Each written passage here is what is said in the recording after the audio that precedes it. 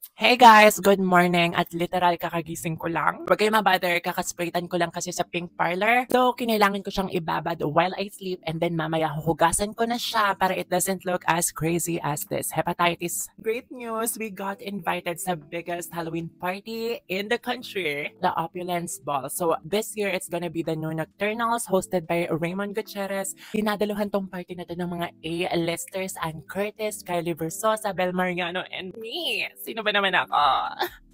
Problem is, the party is tonight. Kahapon lang ako na-invite. So, yung mga costumes na pinagplanuhan ko na nakahanda dito, designated na sila sa mga parties na dadaluhan ko. Speaking of theme, ang bongga ng tema nitong New Nocturnals. Avant-garde, high fashion, ganon. Naisip ko pagkahugas ko ng spraytan ko, tatakbo ako dyan sa nearest rentahan ng mga gown at hahanap ng something that we could work with. At nandito na nga ako sa Jessa's Gown Las Piñas. Ang dami nilang selection ng gowns from grad ball, prom to wedding. Pero ang pinakatumawag sa aking pangalan ay this one, this red beaded cocktail number. I know it looks more Christmassy than Halloweeny, but I think it's part of the charm. Parang sinasabi niya na, yes, November pa lang, pero we Filipinos celebrate Christmas early.